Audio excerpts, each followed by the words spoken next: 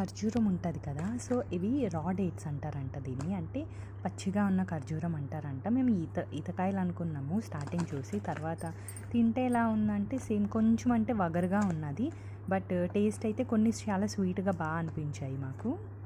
ఇది ఎక్కువగా చలికాలంలో దొరుకుతుంది అనమాట. దీనివల్ల ఏంటంటే ఎముకలు ఉంటాయి కదా, మనకి ఎముకలు చాలా స్ట్రాంగ్ అవుతాయంట. అండ్ కీళ్ళ నొప్పులు ఉంటాయి కదా, కీళ్ళ నొప్పులు వచ్చిన వాళ్ళకు కూడా ఇది ఒక విధంగా పనిచేస్తాయి. నెక్స్ట్ గుండెపోటు ఉన్న వాళ్ళు ఎవరైనా సరే దీన్ని తీసుకుంటే రోజు 3 తీసుకుంటే చాలా ఉపయోగాలు ఉన్నాయంట.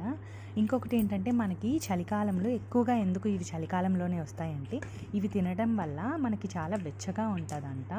ఇంకొకటి ఏంటంటే శక్తిని ఇస్తుంది అనమాట, ఇన్స్టెంట్ ఎనర్జీ అంటారు కదా, సో ఇవి తినడం వల్ల ఇన్స్టెంట్ ఎనర్జీ వస్తుంది. అండ్ ఐరన్ డెఫిషియన్సీ ఉండి బాధపడతారు కదా, వాళ్ళకి కూడా ఇది ఉపయోగపడుతుంది. నెక్స్ట్ జీర్ణ సమస్య ఉంటుంది కదా, ఎక్కువగా ఆహారం అరగకపోవడం వాళ్ళకి కూడా యూజ్ అవుతుంది అనమాట.